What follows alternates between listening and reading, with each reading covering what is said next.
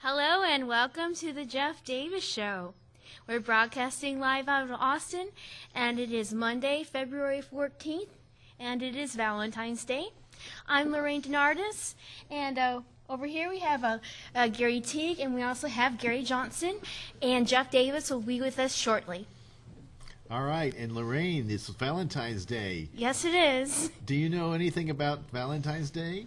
I do. You do? Yes. We don't. I have no idea. Well, it goes back into Roman times. Oh. Mike Hansen says it's a pagan holiday. Is that right? A pagan holiday? Yeah. I don't think it is, actually. I don't think it's a pagan holiday. I just know it goes back to Roman times. Well, who's St. Valentine? He was the one that was imprisoned by Roman guards for, it was like during the Roman times. Not being Roman enough? No, that's not. Because I'm remembering this from 2 years ago, because I looked it up for 2 years ago, but in Roman times, the Roman soldiers were not allowed to have lovers or wives. So they would deliver these cryptic messages, which were like pictures, to their Valentines. Oh. And that's how they got to communicate to each other. But they couldn't be like explicit. It had to be cryptic. So, because the guards, of course, would read. I heart you. I wonder what that means. No, it had to be a little more cryptic than that. A little more cryptic than that. So, it was like sort of like sending secret messages. Uh-huh. All right. So, why weren't the guards allowed to have girlfriends or whatever? Is that because they had to have a duty towards the state. They were soldiers. Oh. They weren't allowed. Yeah, it was. They weren't allowed. Were they all gay? I don't think so, but it's amazing what the law can impose on you. Well, I make them very reluctant soldiers, I guess. I guess they had a draft. I don't think you had a choice in Rome. I think if they chose you to be a soldier, you had to be a soldier, and you didn't have any say in the matter. Okay, well, Mike, that didn't sound very pagan. I don't know, but anyway. Okay, Mike, how's it pagan? All right. Well, anyway, Mike has put a graphic up. Mike says it's a pagan holiday. Well, anyway. Well, like many of the. No. I didn't say it. This article said it. Okay. Oh, the article said it. It says, look, read that right there. It says, well, I can't. It's all the way across. Like many of the world's major holidays, St. Valentine's Day is an annual observance with. I can't exactly read it. With its roots, its roots. Entrenched firmly in the pagan beliefs and customs. Oh, they're referring to Cupid. Oh, Cupid. Well, yeah, Cupid is a Roman god, but I don't. Cupid. I think Cupid came later. Okay, all right. So, first sentence. The first sentence. Well, that's kind of. My eyes aren't that good. That's not bold-faced type. The ancient Roman. Gary was reading it so much better than me. Well, I can't read that either. The ancient Roman festival of. Read it at home, folks. Yeah, no. Of what? I can yell it out if you want. Yeah, Yes, you you yell it out. The ancient Roman festival of Lupercalia and the annual 3-day ritual believed to ward off evil spirits and increase fertility was held on February 13th and 15th. It's my birthday. Well, congratulations. That's wonderful. Lupercalia, also known as Februatio, which is where we I don't get know the if we can name hear for our that month at all. of February, was popular among many of the new converts to the quick rising Catholic Church.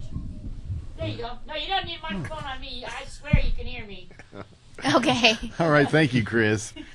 Well, there's just so many holidays out of the year. One is bound to overlap with other holidays, and I don't. I know where Valentine's Day comes from. It does come from Rome, where Roman soldiers weren't allowed to get married or date or be betrothed to anybody. So it's about communication. So it's pretty interesting. So, and we have a Jeff Davis. Jeff is and he's coming in here. What do you think, everybody? I was thinking about a topic for just plain liberty. Lorraine, what does liberty mean to you? For example, does liberty mean to you that someone should have the right to smoke, shoot, or snort anything they want into their own body? As long as they're not hurting anybody else. Right. As long as they don't commit a real crime. How do you feel about that, Gary? Yeah, the same way, as long as they're not infringing on someone else's rights or freedoms and not committing a crime. A real crime. Then, by the way, child neglect and child abuse is a crime. So if you're a parent and you're doing those types of things, you neglect your children, that's a crime. Yeah. I mean, I'm not advocating that, but if you're not hurting anybody else. Gary, what's your thoughts on... Well, I especially like that snorting part. So anybody can do anything they want. As long as they're not hurting somebody else. Right. What about gun control? See, from my perspective... Aim carefully. That's my perspective of gun control. Lorraine, should the government impose gun control laws? No. They should be able to have guns, bombs, whatever they want, right? That's how I feel, but... I think you should be able to, as long as you're a law-abiding citizen and you're following the law. And you're responsible with them. Well, yes, if you use these weapons, or even just a regular anything, if you do anything, use it to hurt people, then that is obviously a crime, and you should be convicted for it. Right. Gary, what do you think? Same way, if you use weapons, regardless whether it be a gun or whatever, you should have to pay a penalty for committing a crime. Whatever you use. But they should be allowed to have guns, bombs, whatever they want. As long as they're responsible. Yeah, I mean, of course. I mean, think of it this way. What if a big company that bought up a bunch of bombs and they were using it to intimidate people? Well, or even the government? Then that's bad. Yeah, or your next door neighbor, had a cache of bombs, grenades, or whatever. I wouldn't want that, to happen. If you have kids or if you don't have. You don't want your next door neighbor having They could blow up, and it would blow up your house, too. Exactly. Yeah, I understand. Grenades? I don't know. Yeah. Well, how far does the explosion reach with grenades? Is it just... Yeah, I don't know. I think... The explosion itself is not that bad. It's the fragmentation of the metal. Yeah. That's the danger part of it. I still think people should be able to have them. Right. Well, Okay, I want to get so they can defend themselves. And it explodes. Shouldn't that person be liable for all the charges? but see, they haven't crossed that point yet. Okay. As long as they're responsible with them at home, But if they're responsible or they use them to hurt somebody, then they've committed a real crime. I want to get everybody's take on the Egypt and Yemen, Iran. Massive protests, riots going on in countries throughout the Middle East. Spreading. Italy was rioting today. Gary Teague, what's your thoughts on all that? I'm glad to see the people of Egypt taking initiative to get rid of that dictator. We helped put him in there, but when the people want freedom or whatever it be, then that's the way it should be, the will of the people. And I'm glad to see that they got him out of there, or it looks like. Of course, time will tell, but at least they took the initiative to... You're not concerned about the Muslim, but this is the big Fox thing. The Muslim Brotherhood taking over. No, not really. Lorraine, what's your thoughts about all the riots? They're like say it's Yemen, or Algeria, all over riots and protests. What's your thoughts? Well, I think it's definitely proof that you should go for innovation and not intervention. I can't believe that the Mubarak is the leader. Mubarak, yes. Hosni Mubarak. Yeah. Hosni Mubarak. I can't believe that he has $70 billion of aid that we gave him, and he pocketed it. Yeah, that's something. Man. That is something else, and the fact that we wouldn't even know about it if the young people of Egypt didn't have Facebook and Twitter and access to YouTube. I can't believe that, and it's just a wonderful example how innovation has set them free. It's the having access to the internet, Facebook, Twitter.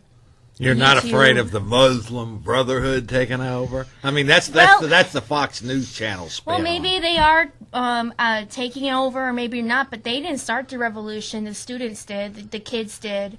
The Muslim Brotherhood just supported it. Yeah. And I think if the Muslim Brotherhood or whatnot abuse their powers, I think that they'd probably have another revolution on their hands. So I'm pretty sure that they will take into account the needs of the population. And the Muslim Brotherhood isn't the same as Al-Qaeda. I don't think so. I think that they actually are true Muslims, not like Al-Qaeda. And even I read in a newspaper article that Al-Qaeda was actually kind of against this because they wanted to prove that the only way to fight a revolution was through violence. So in a way, they didn't support this.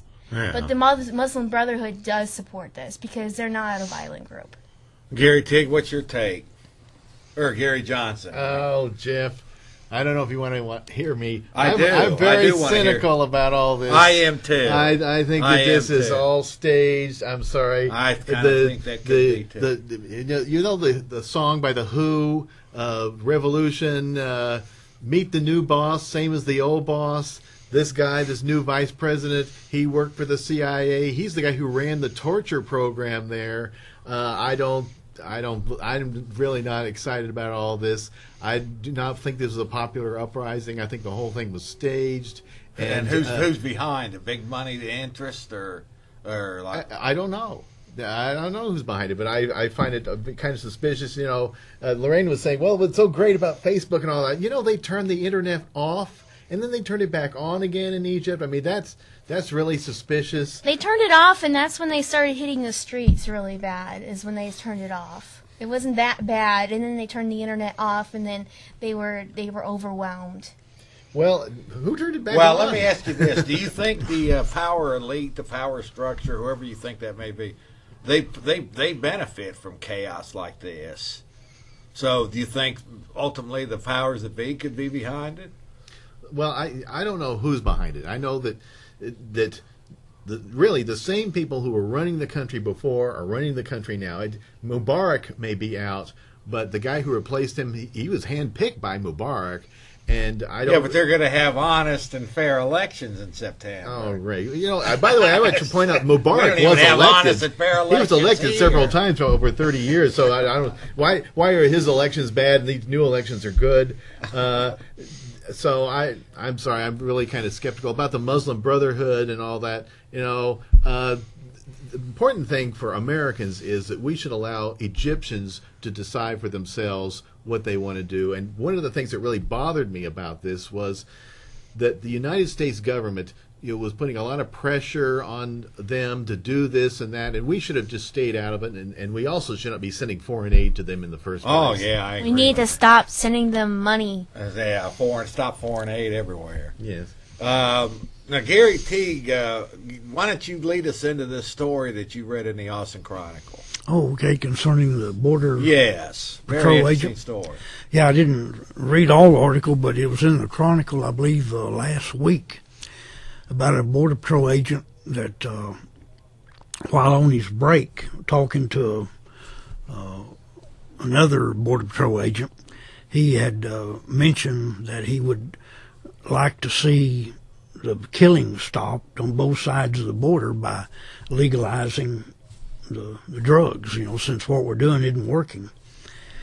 And the comment he made to his fellow patrol agent, the guy took it to his supervisor and told him, and then the next thing his supervisor calls him in and interrogates him and asks, if he was contemplating overthrowing the U.S. government. And, just blew everything out of proportion. Just simply, he was just giving his opinion as to what was going on. And he wound up being fired over that incident. I hadn't even heard that. Had you heard that, Lorraine? No, I've never heard that. I had not heard that story. I just heard it tonight. Yeah. Well, honestly, I don't read the. That leads me to before we get to the video here, war on drugs. Like we were talking before the show started, Gary. Yes. A lot of these talking heads in the media and like MSNBC and Fox, Right. when they talk about all the death and mayhem along the Mexican-U.S. border, they use phrases like drug-related violence or like I was telling Laura Ingraham, who I'm not a fan of, but I just happened to watch a few minutes the other day, and she blamed all the death and mayhem on immigration, and I don't understand how. First of all, most of the death and mayhem is happening in Mexico. It's not people crossing the border. It's all the drug lords fighting each other in Mexico. Well, it's amazing to me that people like her, who's making millions of dollars doing what she's doing, and her fan base, how people could be so shallow as to believe that. Right. The reason that we're having it is because drugs are illegal, and there's a great profit incentive, and the corruption, and that's it's just like with alcohol prohibition. We had the gangsters fighting each other, and it's the untouchables all over again, basically. But instead of Chicago, it's on the southern border of the U.S. But tens of thousands of people have been killed just in the last 3 years. It's what it is. It's a war. I was telling Mike Hansen, it's a war just like Iraq or Afghanistan. Right. And that's really what it is. Drugs aren't causing all that violence. Immigration isn't causing all that violence. It's strictly just a war on paper. Right. Well, we are repeating the mistake that we made before, and as Gary just pointed out here, it's not only a war on people and people shooting, but it's also a war on speech. You can't even talk about it. And if somebody who works for the Border Patrol is now intimidated from saying the rational thing that we should legalize drugs, I don't know, these people who work for Fox News or the radio networks may probably get a memo that's saying, you better toe the line. I think so. I think people are just really paranoid about what could happen. They're imagining all these people going out and buying drugs. Well, really, not everybody wants to use drugs. But if a lot of people wanted to do it, that's their business. I know, but I don't really fear that a lot of people either, are going to start using hard drugs. Everybody who wants to use drugs is using them now. We don't need to legalize drugs because people who want the drugs have access to them anyway. Yeah, but it's but it's very high rate. It's very high priced, and there's an element of danger because it's a black market. But my position on it has been here in the last 5 years or so. I look at the other end of it.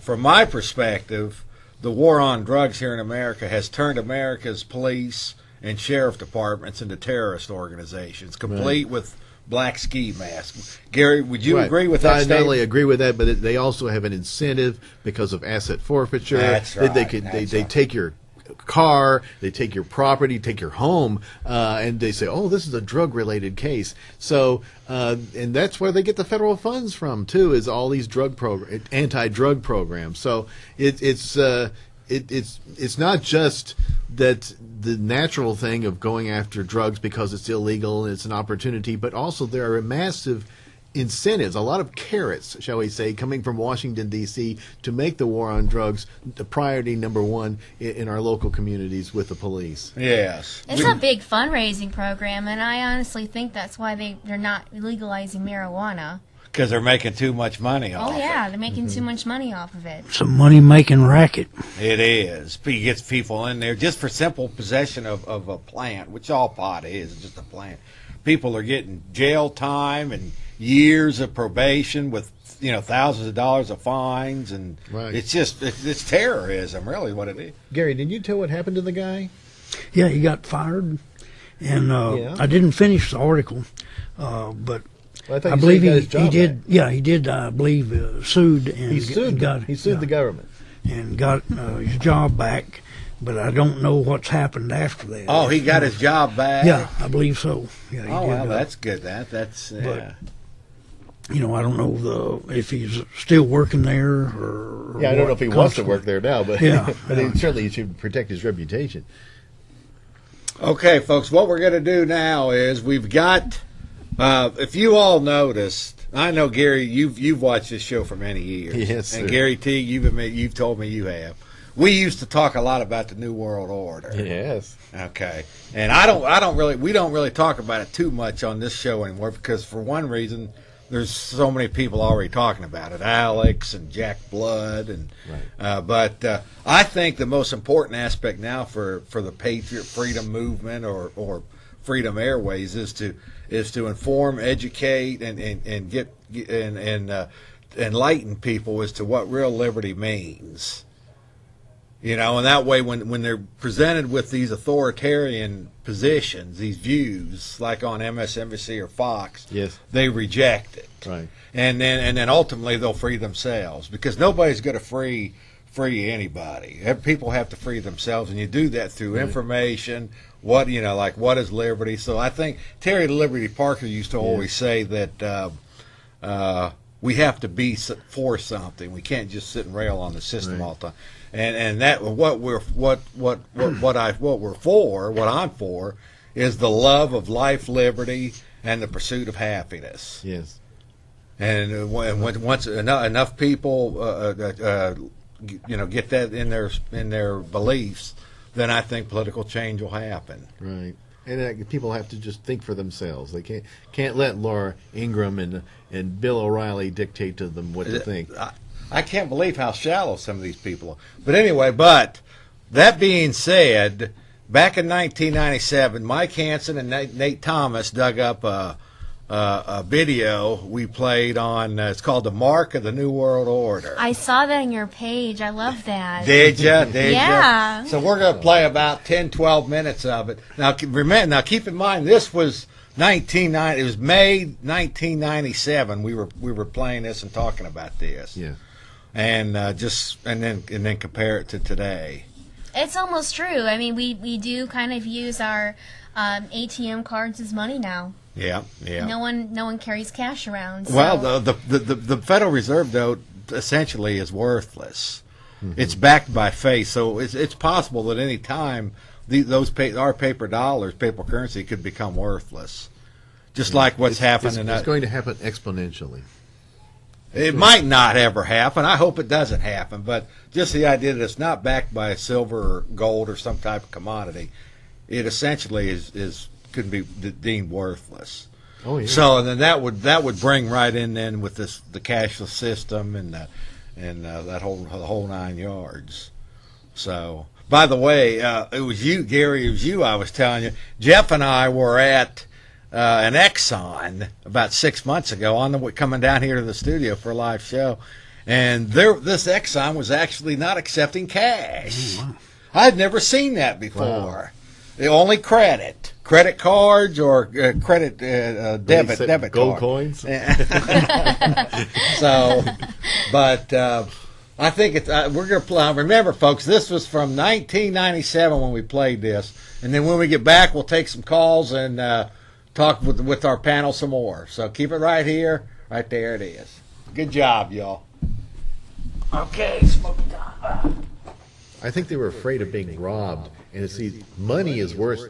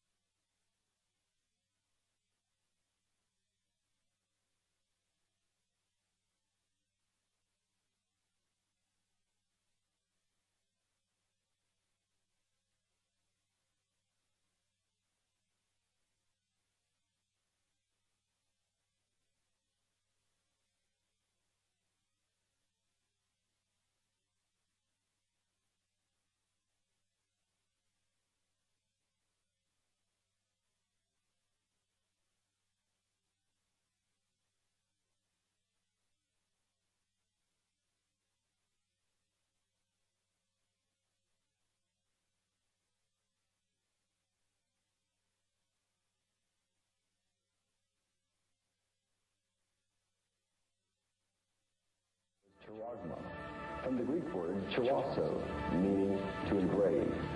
It is important to note that this noun, chiragma, in Greek is accusative neuter singular and is preceded by the Greek preposition epi. Now this word in Greek means upon.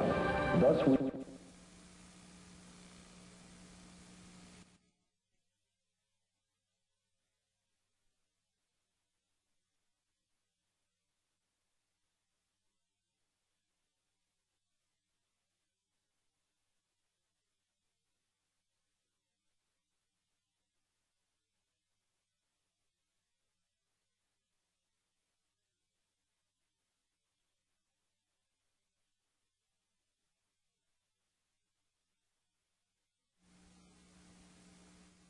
All right, folks, sorry for the delay. We had a little trouble finding the tape. Now we're ready with Terry Cook's Mark of the New World Order video, and see you back in an hour. I appreciate your all's patience and holding for us.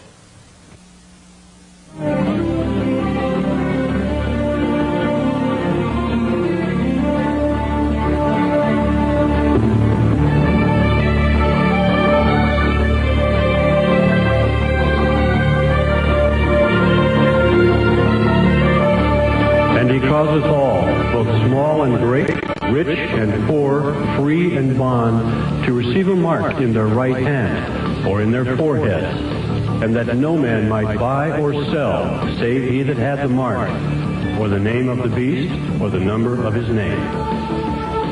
Many people believe that when the book of Revelation, chapter 13, in the Bible, talks about the mark of the beast, it is talking about a tattoo.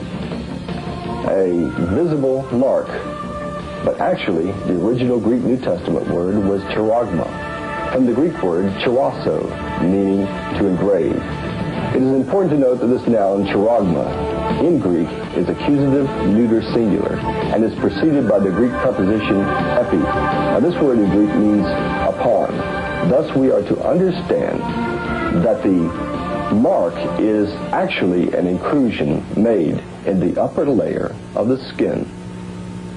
In the upper layer of skin will make a lot of sense as we further examine the current trends in high technology computerized identification.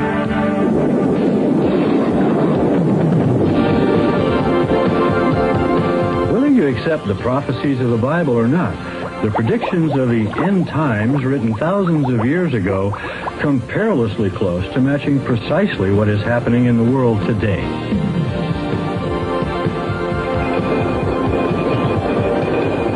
With the development of the barcode some 15 years ago, suddenly it became practical to identify and price a wide variety of merchandise. Positive identification in the information age was now possible, and Hollywood had a field day with the new idea. Identification. Request to leave the United States. Granted. Proceed.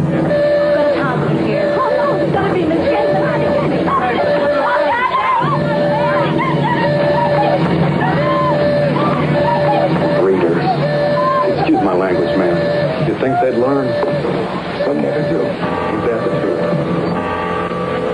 They first invaded our lives 15 years ago at the grocery checkout. Those zebra-like linear logos called barcodes, parallel lines that replaced price tags. People make mistakes. The barcode readers don't. With a mistake rate of only 1 in 5 million, experts say, the barcode loaded with data linked to computers has revolutionized industry. The 90s are here, and we've seen the light. It shines on bars and stripes everywhere, from Preparation H and pineapple preserves to dirty laundry, lost luggage, library books, and video to go. Plasma banks barcode bags of blood to match donors with recipients. Hospitals scan patients' bracelets for medical history. Dallas commuters pass optical scanners at toll booths without stopping, while Arizona scientists glue tweezer-sized chips to the back of honeybees to track them in and out of the hive. Soon enough, experts predict a barcode on your license plate will permit police to track speeders and issue tickets without ever pulling you over. The multi-billion-dollar-a-year identification business is growing so rapidly that even its executives have failed to understand where all that technology is leading. It is the future. The future is here. But don't its promoters find the incredibly powerful potential even a little bit frightening? Not on my side, I guess. Because I'm not being monitored, I guess. Not the one being monitored? The fact is, we will all be monitored. But not by any mark as simple as a tattooed barcode. But just what form is the identifying mark likely to take? Let's review the various technologies capable of tracking the enormous population that will be forced under the heel of the New World Order. First and lowest on the list of possibilities is magnetic stripe technology, the system we're all so familiar with on the Visa, Master, and ATM cards. The magnetic stripe is the dark-colored stripe on the back of the card. Magnetic stripe technology. It has 1,000 uses. Credit cards, bank machine cards, subway passes, ski lift tickets, production control cards. But whatever the application, the principle at work is the same. A single magnetic stripe can contain more than one track. Credit cards and banking cards, for example, follow an ISO standard that calls for 3 tracks, with different information on each. Other kinds of cards can have fewer or more tracks on a single stripe, or they may have more than one stripe. At the center of the system is the magnetic stripe itself. It's made up of a kind of paint into which are mixed magnetic particles to form a slurry. The slurry is painted or extruded onto the card or badge or ticket, or it can be put onto a sheet of mylar, which is later applied to the card. While the slurry is still wet, it's passed through a magnetic field to align all the particles in the direction of the stripe. The slurry is then oven dried, locking the particles in place. The new California driver's license is a good example of magnetic stripe technology put to use in the identification business.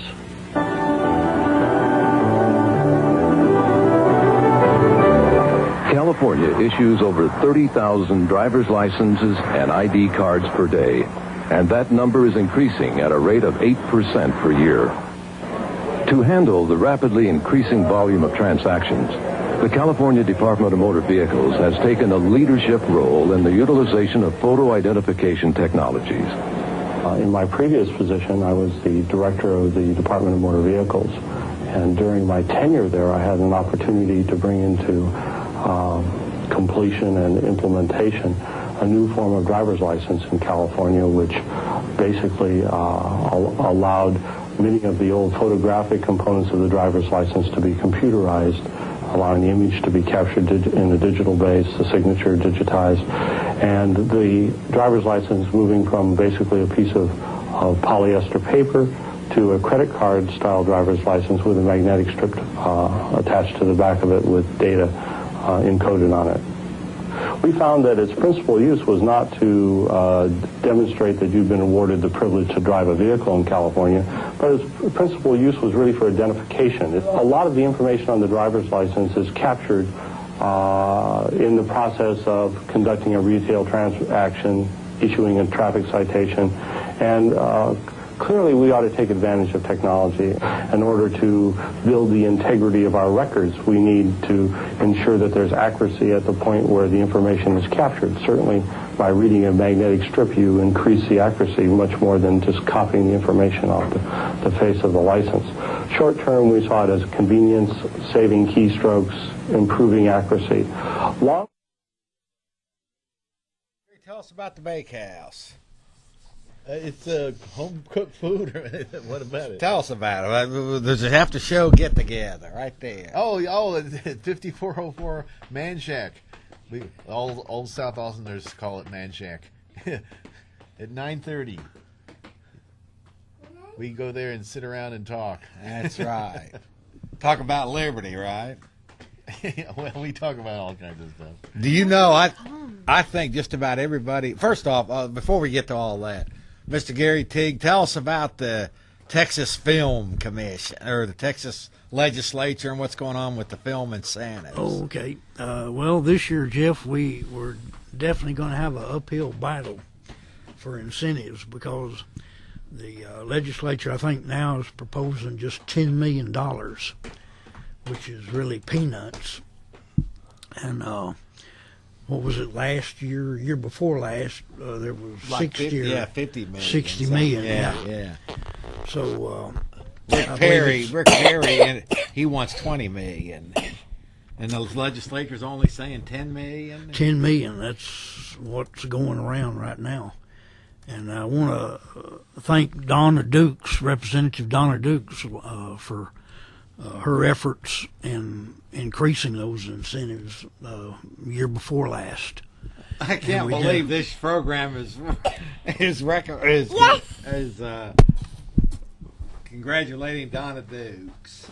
Well, she was real instrumental, Jeff, in getting that package for Texas film incentives. Yes, very, very helpful. We need her support this Which one of her relatives is getting the money? Come here, Jacob. Now it's time for the star of the show. See, there's Jacob Davis. What's on your mommy's shirt? What's on your mommy's shirt? Mickey Mouse. Yeah, Mickey Mouse. What's that there cow say? Moo. Yeah. What's that there dinosaur say? Moo. What else? I love you, Daddy. Yeah, very good. I love you, Daddy, again. I love you, Mommy. Yeah. Very good, little fella. Hello, Mama. Yeah. Can Jacob Davis say Grandpa? Papa. You think everybody's in agreement? He's as cute as a butt. Would you all agree with that? Oh yeah, definitely. He is something, and he's getting better on the set now too. What's your name? Dada. Jacob Davis. What's your favorite thing to eat? Email. Oatmeal. Oatmeal. Yeah, oatmeal. What's your favorite thing to drink? Apple juice. Apple juice. That's right. Very good. Doing real good. Go ahead, Mommy. Mommy. How old are you? Dada. 2. Can you say 2? 2. That's right. You're 2. And what did we go to Dino Park? Dino Park. We went to Dino. Did we go? Did you get pine cones? Bagoon. Pine cones. Yeah, very good. Good job. Yeah. Very good. See, we're getting him started early. The Jacob Davis Show. You can see it down the road. Lorraine, you have something to share. Oh yeah, he'd probably be really popular in school when he gets into school. Oh 'Cause yeah. he's been on Oh, TV Lorraine so much. was telling us that she wrote an essay about Valentine's Day in which it's all a plot by big corporations to put men on a guilt trip. Yeah, I wrote that. But then that's the modern Valentine's Day. Saint Valentine was actually he became a saint because he refused to convert over to Roman paganism. So they put him to death, and then he sent out a Valentine, the cryptic message to his friend that says, "From your Valentine." So that's when that started. So it was anti-pagan. It was anti-pagan, yes. Mike was wrong. By the way, I'd like to take the time, Mike Hansen, Nate Thomas, Gary, I mentioned I'd email you but Gary, you saw that last week's show was up. Last week's archive was up on Facebook, on YouTube. Yeah. So, and that was Nate Thomas, of course, Mike Hansen in there. And according to Mike, what's the situation, Mike? A lot more history going up? I think so. I think he told Mike Hansen Archives. Is that what it is? Yeah. You can go to If Mike. anybody wants to help, we're always looking for volunteers. That's right. That's right. It's a lot of work to put all this. Okay, First of all, we got to transfer everything over from these old VHS tapes. It takes a whole 2 hours. You got to rewind them. It takes 3 or 4 hours just to transfer one tape over to DVD, and then you got to edit it or whatever to put it on to, and then upload it to it. It takes it takes a lot of work to do all this, Jeff. So What's the number? 292-007? 512-656-0521. Or that's my cell, but it rings the same place, 512-292-0070. It rings Before you get off here, what's your thoughts of liberty? You for total 100% liberty? Always. Yeah, that's right. 100% liberty. So someone can smoke, shoot? Not for Mr. X, though. No, just kidding. That was I like. By the way, the Mr. X is up on YouTube on Mike Hansen Archives. Just that's a really good piece, I think. Uh-huh. And by the way, that was a paid interview that I paid that guy, and he did smoke it up and crack. So he smoked. Listen, went for a good cause. Yeah, we had to learn all we could for $22. I thought last week's show was really good. I watched it online. Did ya? Oh, yeah. Folks, I'd like to mention that we are live here tonight. If you'd like to call in, if you're watching on Austin Time Warner Cable or Grande Communications, Cable TV Channel 16 here in Austin, Texas, 477-2288. 477-2288. If you're watching or listening over the internet on channelaustin.org, channelaustin.org, it's area code 512-477-2288, 512-477-2288. Our basic theme, at least for me tonight, is liberty. What does it mean for you? Are you 100% liberty, Gary? Oh, 100%. I had to laugh, though, when Mike was complaining about all the work of transferring the video. It reminds me of George Jetson saying, I had to push the button 2 times today. So I know, it is extremely a large amount of work because you have to digitizing, you have to put it in the computer. It does, it's real time. It's real time. It's not like you can put it on fast forward, and it does take a lot of time. That's why I don't do it that much. I admire him for doing that. I'm glad he does it. I'm glad they do it. I'm just, it doesn't seem like backbreaking work to me, but that's my. It's not backbreaking work, no, but it is boring work. Yes, I'm sure it's very boring work. Gary, it is time-consuming work. Although you do get to watch old episodes of the Jeff Davis Show, that could not be boring. That's right. Gary, tell us just give us a little bit about the war on drugs. Well, it's a failure, and it's immoral. It is something that the state loves because it not only is an interference with your personal life, which is bad enough, but also it's an excuse to do everything else. It just seems like that's the incentive for everything else that we have these days. Is it's in the name of the war on drugs. So if we got rid of the war on drugs, we not only would have the benefits of getting rid of the direct cost of the war on drugs, which is very expensive, and the loss of our freedom and the loss of our privacy and all that, but also government would have to cut back on a lot of other things they're doing in the name of the war on drugs, and you would actually see a reduction in police surveillance and sting operations and all kinds of things that are in the name of the war on drugs. So the war on drugs is I forget which philosopher said this, says war is the health of the state. Well, I guess the war on drugs is the health of the state here domestically, because it's not a mistake that they call it a war, because they want to have us to have this mentality that is, we have to sacrifice and we have to give in. Well, we have to give in our freedoms in order to be part of the great war effort. And there really isn't a war. They just call it a war. That's the whole psychological thing to get us caught. Well, it's a war, though. I mean, if you look at the footage that the media is coming out with, they're turning it into a war. Yeah, I mean, there is no enemy. The Mexican police, the drugs are not an enemy, right? So there is no real enemy. Drugs are not invading the country. We don't have to repel the marijuana plants or anything. I get a kick out of it. All the footage you see down there along the Mexican-U.S. border is they have. The Mexican police have these, this black. They're all like military, and they got these black ski masks. And all, you can't see a liquor hide of their face, and they're supposed to be the good guys and all this. Yeah, I really get a kick out of that. Why is that? I think that is because and the media feeds they are corrupt because they saw their faces. They say, "Oh, that's the cop who's taking the money." So I mean, why are they wearing ski masks? I mean, there's got to be a reason for it, and I don't think it's the reason that they're giving. I agree.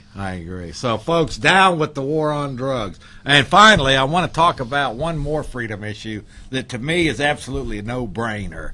And I'll start with Gary on this, and Lorraine, since you're a female, I'd like to hear your take on it. But it's my opinion that whatever two consenting adults do sexually, whether it's whatever they do sexually in exchange for money, that's prostitution. That does not fit the definition of a crime. And how do you, well, what's your take on it? Do you think people have the right to consenting adults have the right to have sex in exchange for money? Well, Jeff, morally, no. But as a right, yes. But I do not agree with it morally. Okay, fair enough. Lorraine, you're a woman. What's your take on it? It doesn't really bother me so much because it's not really my decision, and I don't feel that I should impose my decisions on other people. And as far as the morality thing goes, sometimes if people not to say that I would ever justify this or anything like that, but sometimes when people are in committed relationships, it's almost better that way, because that way, at least as far as prostitution goes, the prostitute does not want to steal your husband. Gary Johnson. If I was a woman, I mean, married, I wouldn't like either. But it'd be better if we were somebody who has absolutely no desire to steal the father of my children. I would oppose to both, but there's something that's worse in that. Gary Johnson, what's your take on it? Well, Jeff, I think has been said up until now. It's something that should be legal. It's a personal decision, and I don't want to get into the morality question because didn't Jesus hang around with the prostitutes too? So it's something that the government should not be interfering with. It is legal in many places in Nevada and other countries, and where it's legal, it's actually safer. Well, that's exactly where I was going with this. Yeah. There are 2 counties in the state of Nevada that have brothel houses where it's legal to go in and and have sex for exchange for money, and like you said, it's safer. The women there are tested for sexually transmitted diseases. There's security on site, so. The point is the same with drug prohibition, prostitution prohibition. It's what's creating all the crime associated with it. Right. It's the reason why people are out in the streets rather than in a brothel house engaging in prostitution. Right.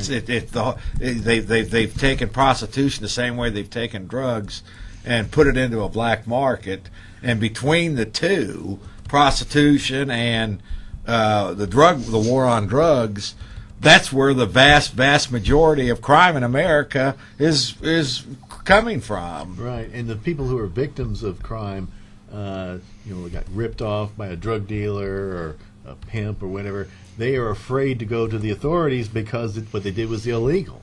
Right. So it just creates all kinds. So that's what it's all about to me, folks, as far as liberty. And I would say virtually pretty much everybody that's been involved in this show over the years, that's the number one theme. They generally agree that, and Gary, you've told me you like freedom. Yeah. Oh, yeah. I do. But even with that being said, though, Jeff, there has to be restrictions on certain things. Like what? Well, like on real crimes. Yeah, but also, we was talking about the gun control and being allowed to have like explosives and that type thing. I mean, you have to have some restrictions.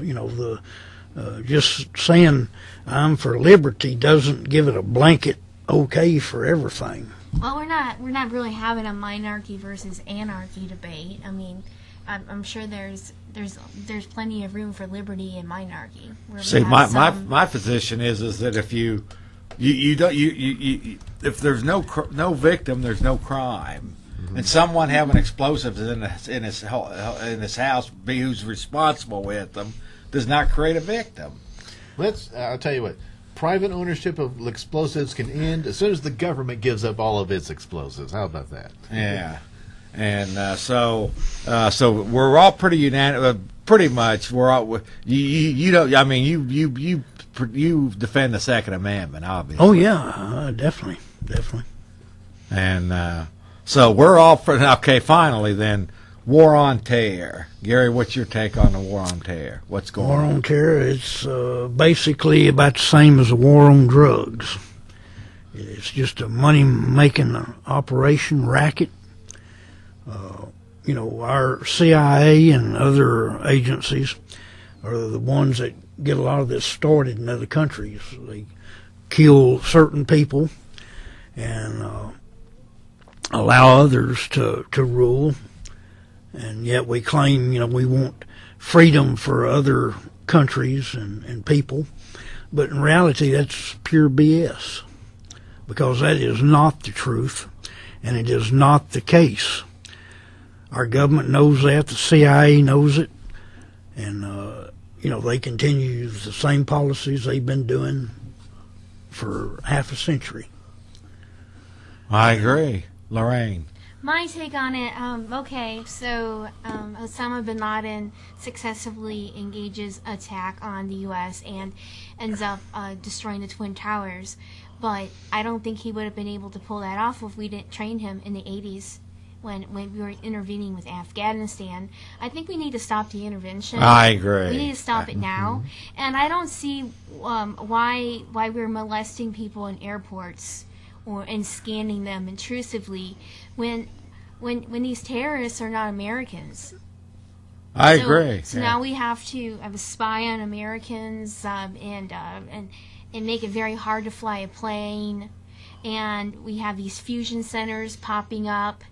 And I'm completely against that. I mean, okay, so maybe we did have a terrorism problem, but A, we caused it. A lot of it, yes. We gave them the training. We gave them the aid. It goes way back to the Shah of Iran when they implemented the Shah.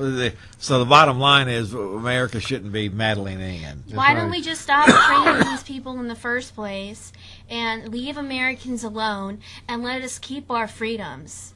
And do away with these fusion centers, doing away with all this extensive groping at the airport. It's ridiculous. No, and I don't approve of it at all.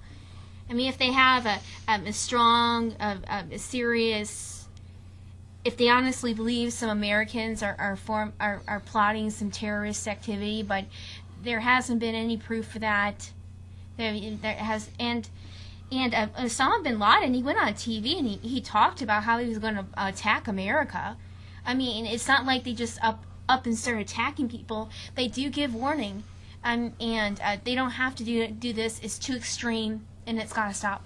Gary Johnson, quickly. We've got about 30 seconds. Well, I'll tell you, Jeff. As we said earlier, it's another war. But terror it's an abstraction. It's not an enemy. It's a tactic, and so it's just another excuse for the government to expand. And I will point out the worst terrorism that's caused in the world is caused by governments. It's state-sponsored terrorism. Oh, yeah. It's not these little groups going out. It's the government. It's the military. That's the worst terrorism that's happening right now. They estimate 1.5 million Iraqi civilians killed since 2003. Man, that's really a lot, isn't it? Okay, folks, we're not scheduled live next week. because of President's Day. Check us out on Facebook. Great Facebook page, compliments the show. Thank the panel, Mike Hansen, my son, Wanda, Jeff, everybody. Bye, love you.